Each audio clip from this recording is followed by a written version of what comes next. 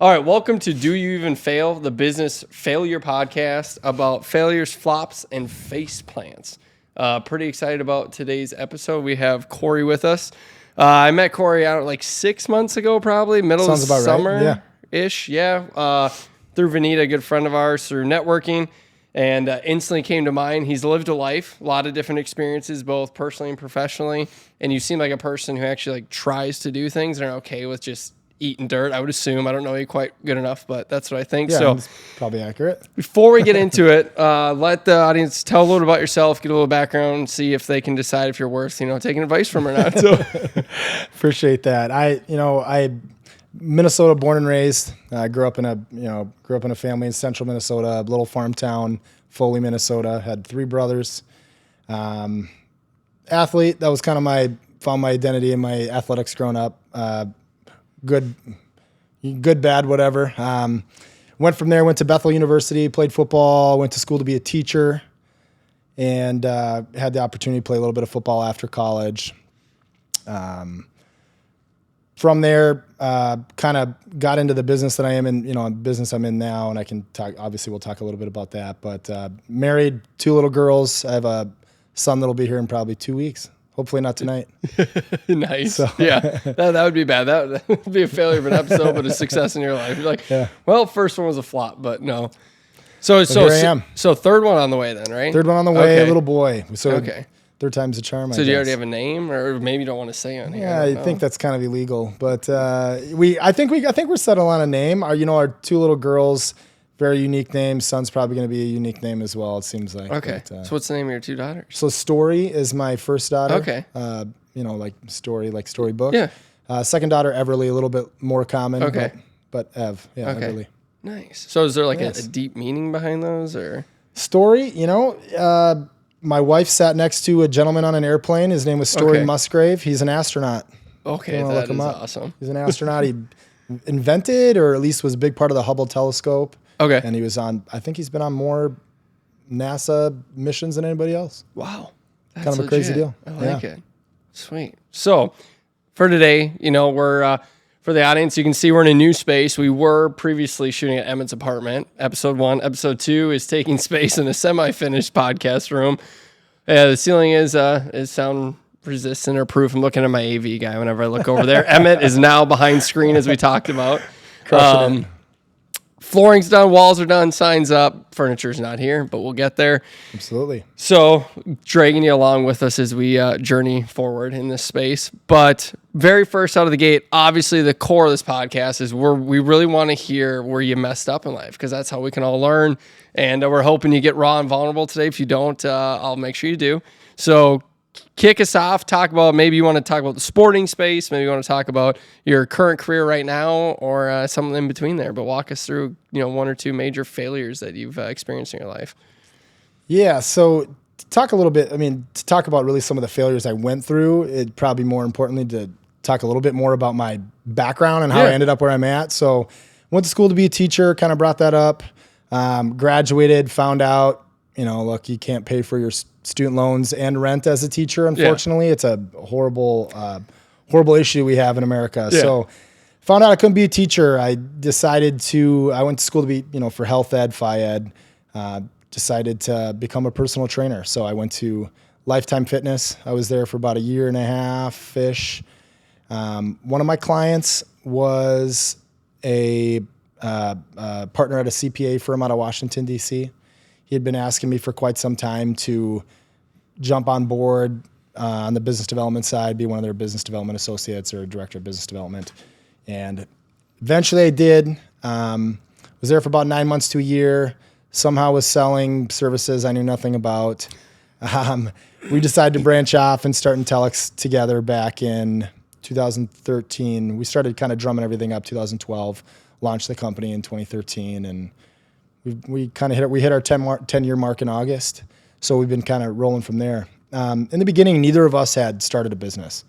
Neither of us had done it before. He's 20 plus years my senior, but neither of us had ever started a business before. We didn't hire an attorney to help us set it up. I figured it out from doing some Google searches. Yeah, you didn't have ChatGPT back then. Ask Jeeves probably at that time.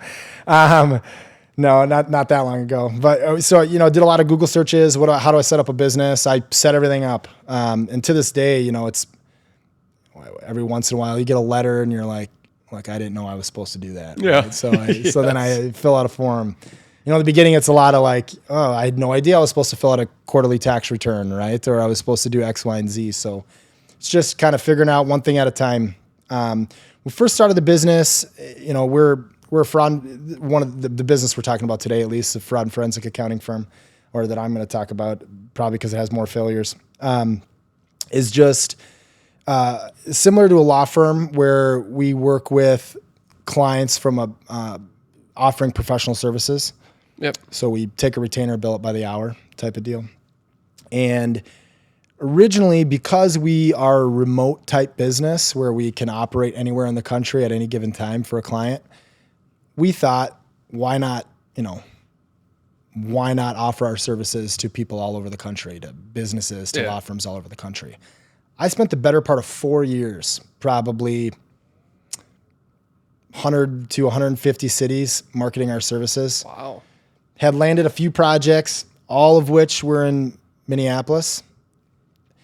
I'd probably spend just as much time in Minneapolis as I did in every other city across the country, which meant that I was spreading myself super, super thin. Yeah.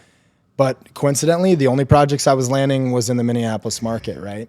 And took me 4 years to figure out that I was swinging and missing, that many times over. And we thought we were trying to offer something in markets that needed us, but really we just didn't have any presence there, and people didn't take any liking towards a business that wasn't actually in that market. So long and the short of it, the big failure was literally 4 years. 40% of my business life cycle was completely wasted on spending my time marketing in markets that didn't need us. And I just wasn't listening to them. So it's one really, really big failure. So when you talk about not listening to them, right away in my head, it's like, okay, 4 years, what red flags throughout that process do you think you just had the blinders on? You're like, nope, it's not real. And you just kept running past them, ignoring them when you look back. What would you say were the ones you're like, should have saw that, should have seen that there? Yeah. One of my little tactics was I would give them a week. I would give them, look, we're looking to expand in New York City.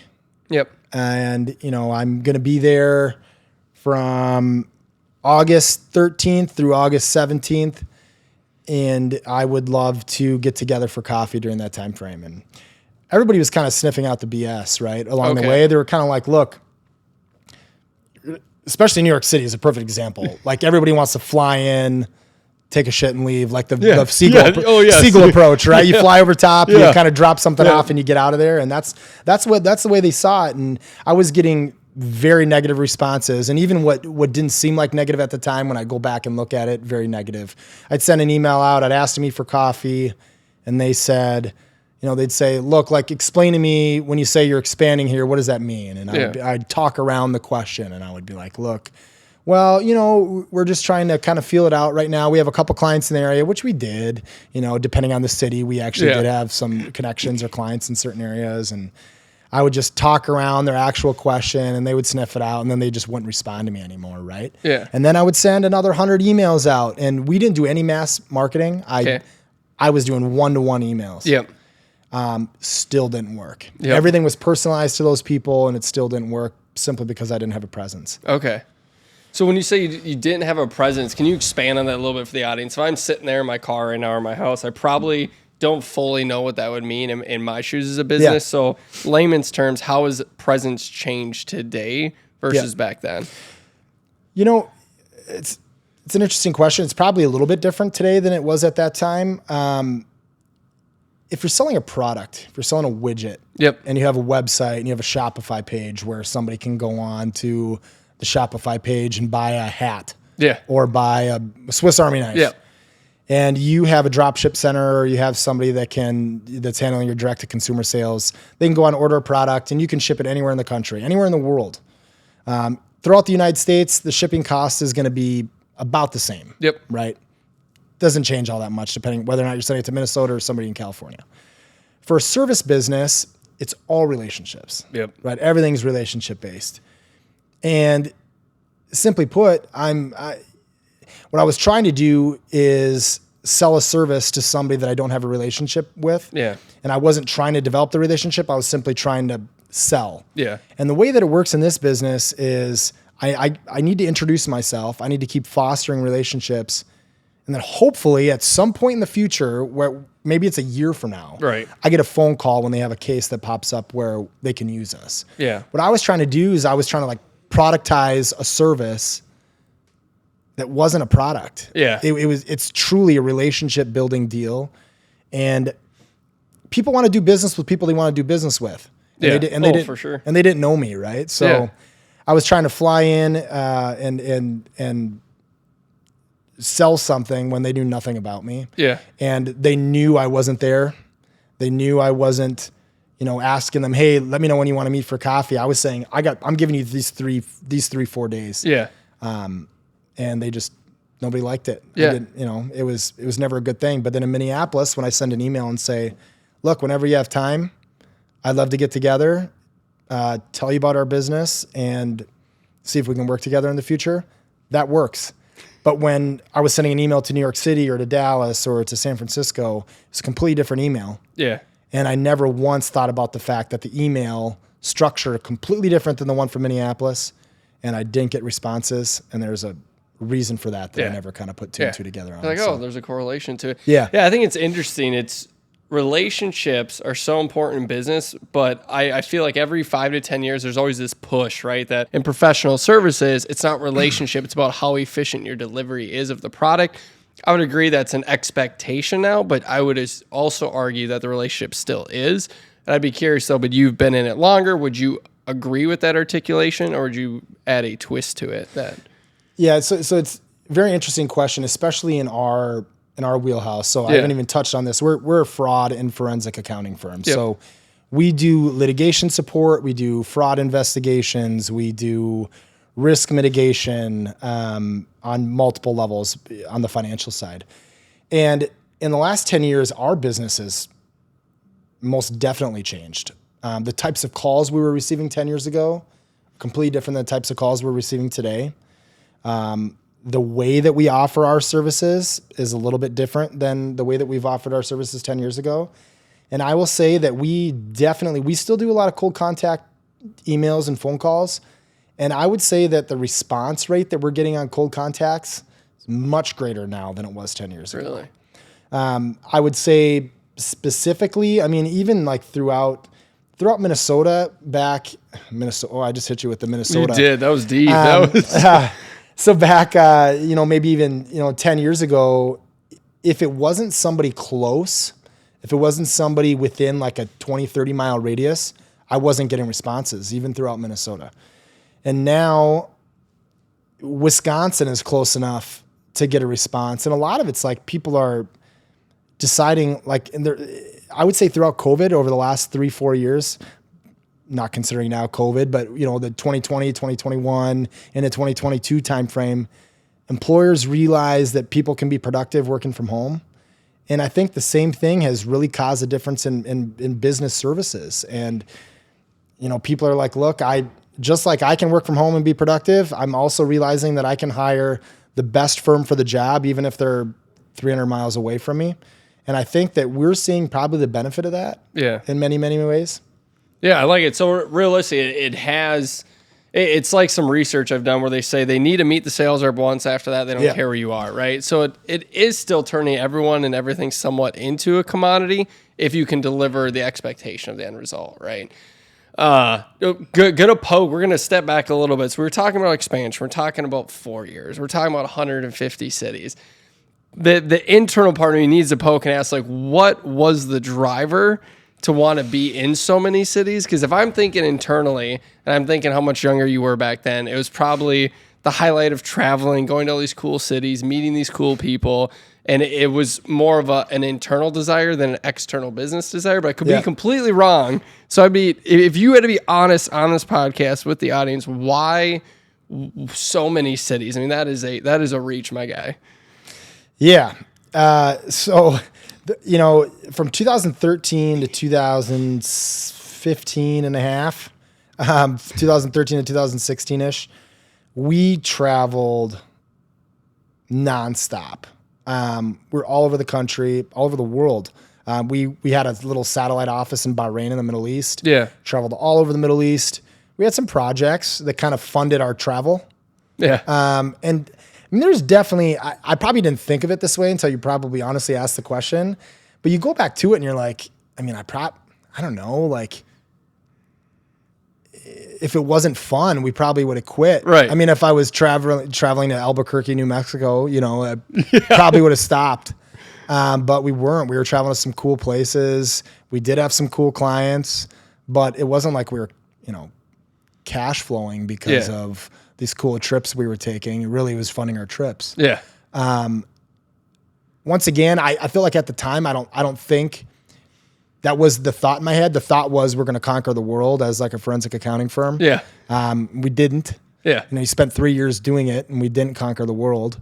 Then you can dial it back and now look at it and say like, look, when we thought about it on a micro level and we stayed here in the Minneapolis area, it's crazy how much business you can drum up in the city you're actually located. Yeah. And I just, once again, I thought I was like, because every city needs what we do, I thought that we were going to be needed. I thought that people were going to need us. Right. But they didn't, because it was such a relationship-based business. Yeah. And I would say it's a huge takeaway for anyone listening.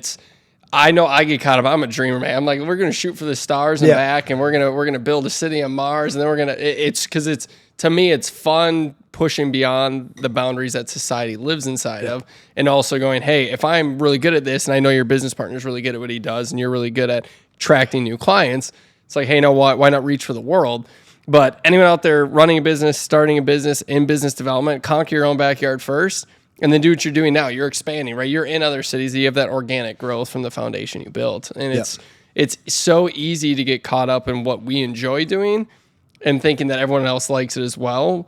But that doesn't mean they will, right? Great example is this podcast. In 5 episodes, I might go, hey, audience isn't receiving it. I need to pivot. I need to adjust angles on it. So I appreciate you letting me poke around a little bit and see what's what. Yeah, well, I'm trying to answer, the best of my ability. And we have expanded. We have been able to go to different cities, and we have, an office in Miami, and we've had small little satellite offices in different places, and it's all happened naturally and organically, not because we forced it. Yeah. So we had Miami, for example. It's fraud capital of the world. That's what I call it, at least, right? There's more fraud that come out of that city than anywhere else, and it seemed like every other case we had in Minneapolis or Madison, Wisconsin, wherever it may be, there was a tentacle that ended up coming out of Miami, Latin, South America, whatever it may be.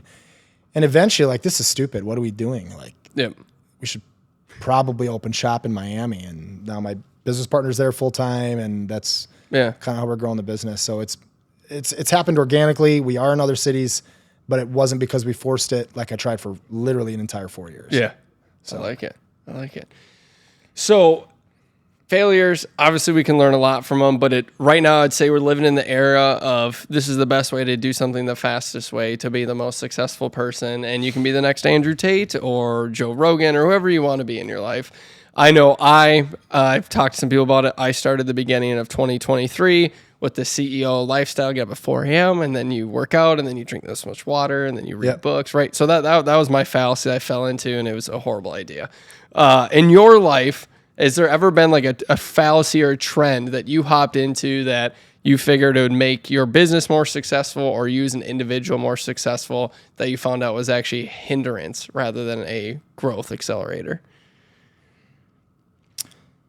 It's a good question. I think one big thing that I've tried to, or an idea that I've tried to run with, is to treat, the business community and learning from others as like a shopping cart, and being able to pull certain things off the shelves that apply to me and not the entire book. Okay. So I feel like I've, at times and throughout my business, and I'm probably not able to pinpoint it very specifically at the moment.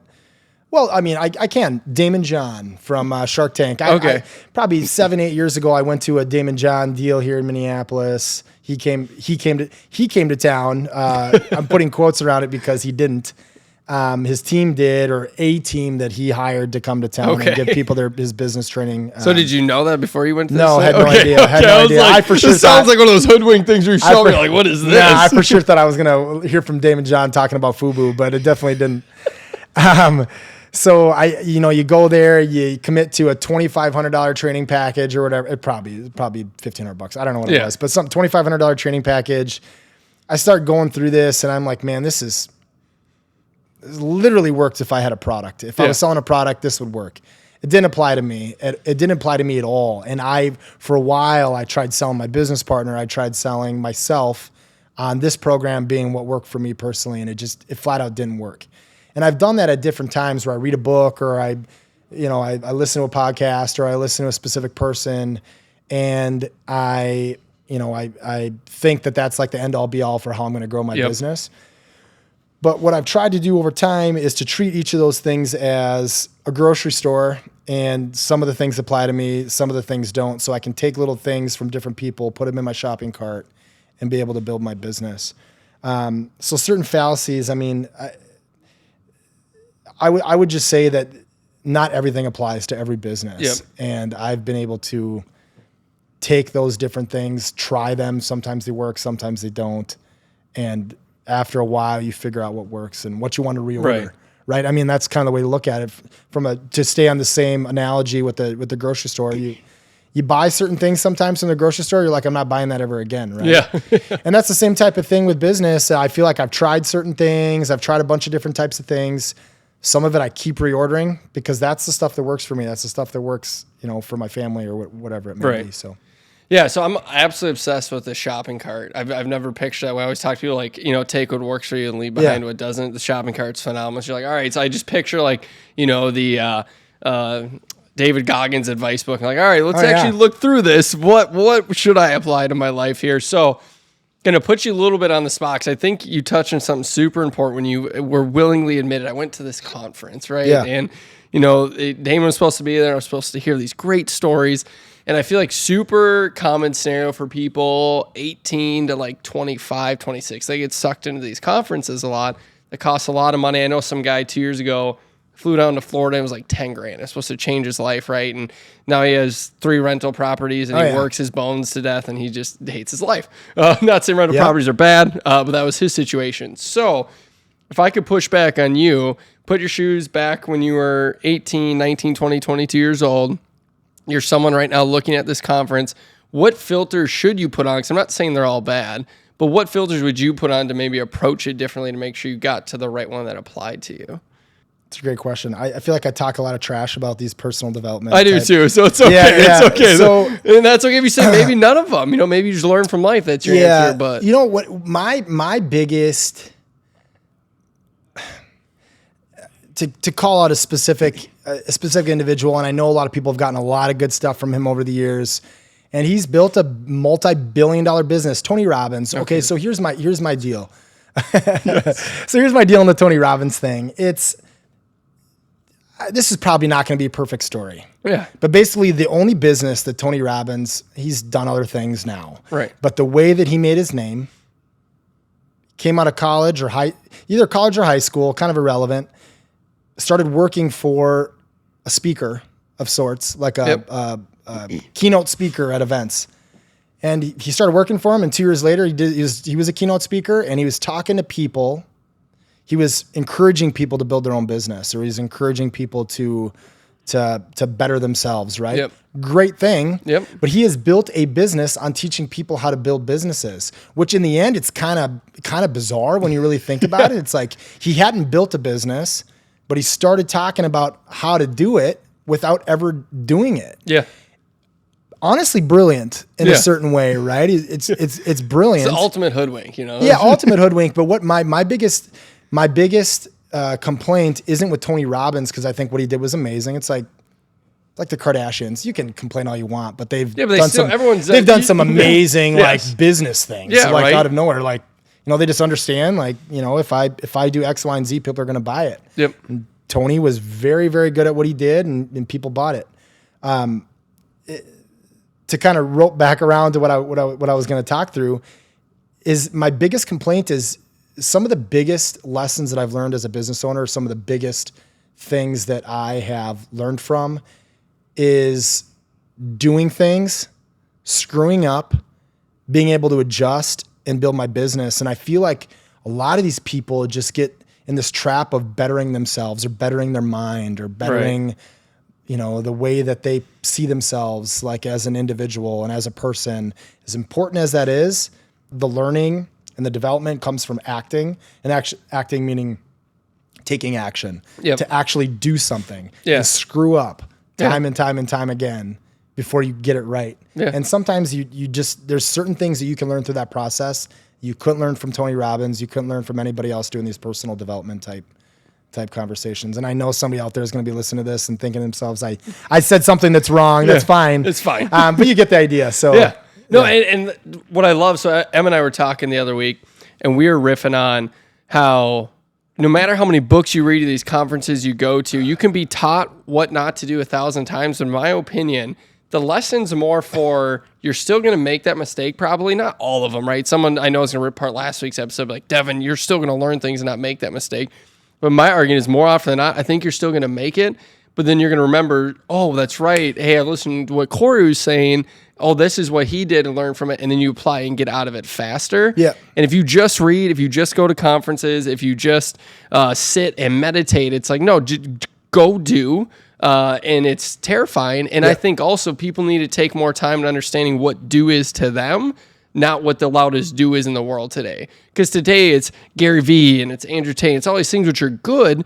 But again, go grocery shopping. Go home after you got to listen to the podcast, grocery shopping, and go, what actually applies to what brings me joy? And how also can I challenge myself? Because still the word joy bothers me because you might just sit at home and do nothing then. But I totally agree. It's so much time paying for a formula, as we mentioned last week, and not enough time creating your own. I think that's exactly right. Yeah. Before I go to the next one, I feel like you're about to hop in and riff on something over there, my guy. Yeah, so I was just going to comment that I like your point. I think it's very meta, specifically the Tony Robbins thing. It's sort of cyclical, right? It's, hey, I'm going to tell people how to build a business, and by the time anybody would call me out, I have built a business about building businesses, which, as you said, is very clever, but it's sort of a one-of. So I don't think that that's too widely applicable for other businesses. Obviously, it's sort of a unique use case for a lot of the content.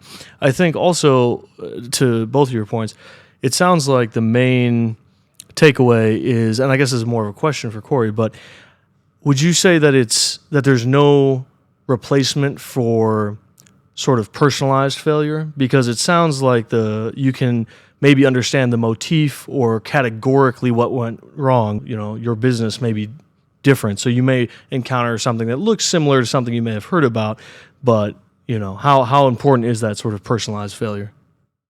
I feel like if it's not you personally failing, hearing about somebody else's failures just doesn't hit home. No. It just doesn't hit home.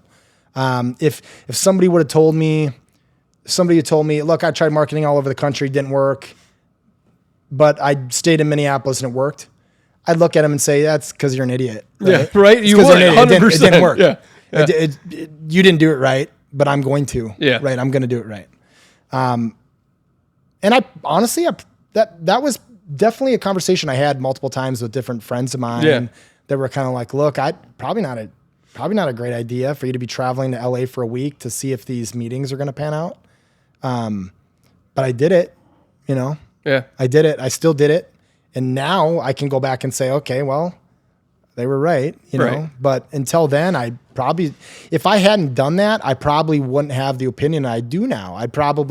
Maybe I would do it now, 10 years into my business, maybe I'd be trying it, right? Right. But who really knows? But I definitely think that without me personally doing that, I probably wouldn't have listened to somebody else. Yeah. And I would say a simple way to wrap it up is if you keep chewing on it, because I think the real piece you're hitting on is we all function, think, and are good at things a little bit different than someone else. So if I'm about to, open a podcast studio like I did, I want to do it. I have a passion. People are like, you're crazy. Why are you spending 100 hours to build wainscoting when you could be making money doing something? Right. Well, it's my personal desire to do it. And so if people in life, if you're at home and you're just processing something, you're in the car and now like, should I take the leap? in my opinion, if you've been thinking about it for months and months on end, just go find out then. Just try it. Like I would rather fail. Like the owners and people are like, why do you keep doing stuff? I'm like, I'd rather fail than be the guy who does this.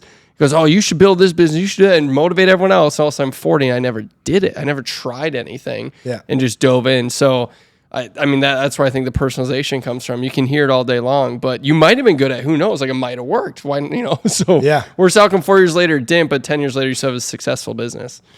So, and I'm sure the amount of emotional growth and internal growth you had during it was unbelievable. So, yeah, I would agree. So interesting. You all know we like to try a non-alcoholic drink every episode. So this is non-alcoholic. I'm trying to not drink until I go to Mexico in April. That's what I'm doing right now. So this is an NA Blue Moon. I'm not going to rate it. It'll be a different episode. But you love rum is the rumor in the mill. So can you give them a brief? I know nothing about rum. I don't know what it tastes like. Well, it's not my thing. I drank it in college. I got way too excited when I drank it. So I just don't. I'm a whiskey guy.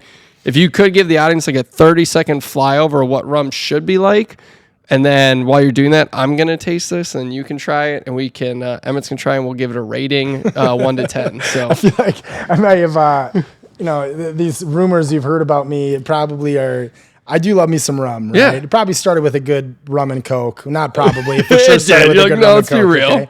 And then eventually I was mixing good rums. My business partner, brought us down to his place, and we brought us down to Barbados multiple times over the years. And I fell in love with the rum. Mount Gay rum was the rum that I fell in love with. It was a mixing rum, and you buy it for like $15 a bottle, which was honestly about the same price, if not cheaper than Captain Morgan. And completely different level rum. And I realized, man, this good spiced rum mixed with a very minimal amount of Coke or Diet Coke, spectacular. And you can, it tastes just as good as like a half glass of Bacardi with a half glass of Coke on the top. So fell in love with rums. I'm not a as far as a connoisseur is concerned, I know what rums I like, but as far as the very specifics, I'm not great with it. But I do know molasses and vanilla, and there's some really really good notes that you get in a good rum, and I love me spiced rum. Okay. So I haven't tried this yet. So keep the standards low. Don't get too excited about what you're about to sip. And then you'll have to give an honest review after. Okay. So good. So people can know. So the rum we're trying is called Ritual. It's a rum alternative by Zero Proof is the company. Ritual Zero Proof's the whole name if you're trying to find it on, I was about to say LinkedIn because I was messaging them for free stuff. But if you're trying to find them on Total Wine sells it, Haskell's, I think. As a whole, they quote the right flavors: vanilla, molasses, ripe banana, bitter orange, and the list keeps going. So I'm not going to read it all; it's a waste of time. But we're about to find out if it's good or if it should be mixed. So I like it. Let's give it a sip and see what we're dealing with here. Cheers.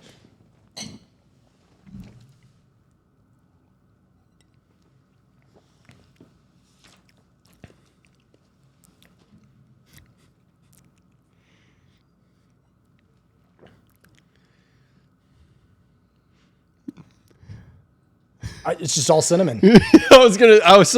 I get like a butterscotch, and then at the end, I just feel like it just hits like cinnamon spice. I feel like I'm drinking cinnamon water, like I did the cinnamon challenge or something. Right? Okay, wait, what's the cinnamon challenge? So you got a tablespoon of cinnamon. You got to try to swallow it without taking any water in. So wow, there's no like like when you do a good rum might kind of hit you a little bit from like a spice standpoint on the very front end, and then the tail is where you kind of know if it's a good rum. There is no front end. It's almost like water. Yes, it's the water again. And then a spoonful of cinnamon. Yeah, it feels like you jump straight to the aftertaste. It was a similar thing that I was saying on the first episode where that first sip I looked at you and I was like, well, it doesn't. It's like you're drinking the aftertaste of some sort of like whiskey. It's a really weird. And I think that's largely we probably run into this with most of them.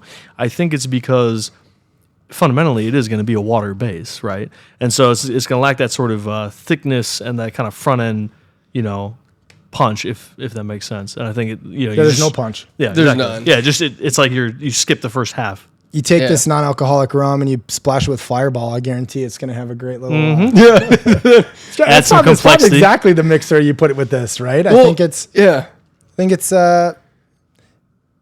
interesting. I'm not choosing it over, alcoholic rum, but it's good. Not at all. It was interesting. The other one we tried, they said, what would it say?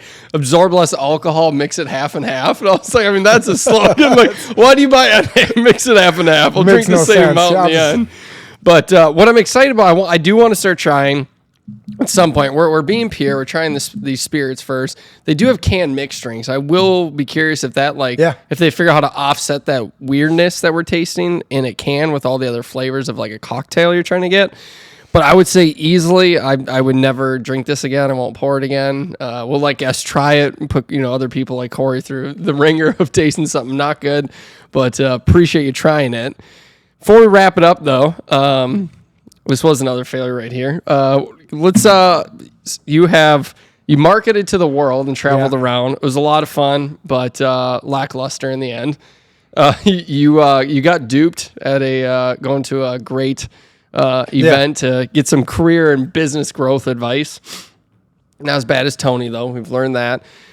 In the end, I'm listening. I'm driving home. I don't want another experience where I tell people, this podcast was great, but I don't remember what it was about. What's the one challenge they can take and try and implement in their life the next week?